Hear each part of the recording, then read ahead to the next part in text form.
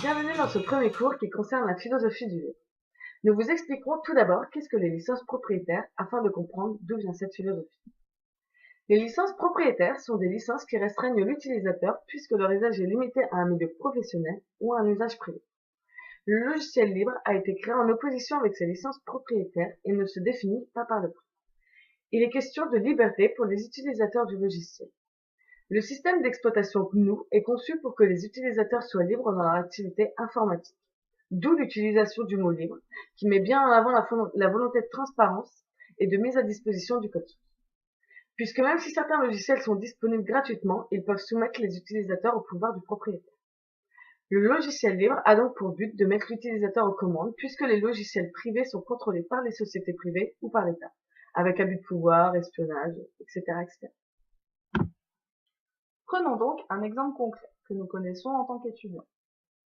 Lorsque nous allons en cours magistral, il nous arrive de ne pas avoir le temps de tout noter. Nous n'avons donc pas tous les mêmes cours écrits. Quand vient le temps des révisions, il nous arrive de nous partager les cours que l'on modifie en ajoutant de nouvelles données, et nous pouvons les repartager et ainsi de suite. Grâce au partage, nous avons donc finalement un cours amélioré. Ici, Marjorie m'a envoyé un cours. Je le modifie en ajoutant des détails. Je l'enregistre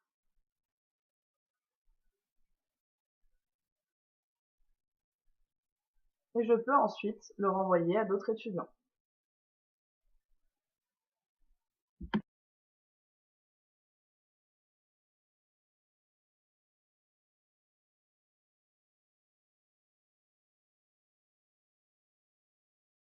Comme nous avons pu le voir dans cet exemple, grâce au logiciel libre, on a la possibilité d'avoir un contrôle individuel sur le programme, mais aussi collectif.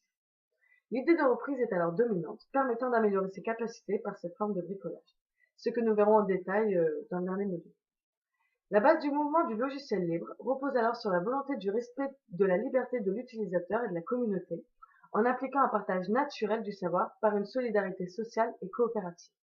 Le logiciel libre n'interrompt pas une utilisation commerciale, mais il est libre s'il donne ces 4 libertés aux utilisateurs de manière adéquate.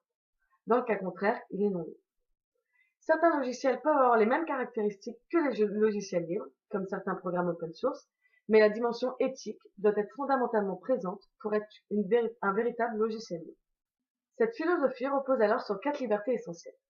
La liberté d'exécuter le programme, donc pas de limite géographique, pas d'expiration de licence, pas de période d'essai obligatoire, etc., etc. La liberté d'étudier et de modifier le programme sous forme de code source, c'est-à-dire qu'ils sont contre les restrictions quant à la compréhension du programme, contre les achats de licence, contre les accords de non-divulgation, contre le fait de rendre inaccessible le code source. Il y a ensuite la liberté de redistribution de copies exactes, qui amène des possibilités de rémunération. Et enfin, la liberté de redistribution des versions modifiées, qui donne la liberté à ceux qui n'ont pas eu le temps ou les compétences pour résoudre un problème, d'accéder indirectement à la liberté de modification d'un logiciel, qui amène également des possibilités de rémunération. Qu'est-ce que c'est que le logiciel libre? Je peux expliquer le logiciel libre en 3 mots. Liberté, égalité, fraternité.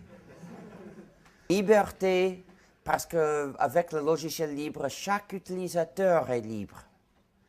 Égalité, parce que tous les utilisateurs possèdent les mêmes droits. Et fraternité, parce que personne n'a pouvoir sur personne. Et fraternité, parce que nous encourageons la coopération entre les utilisateurs.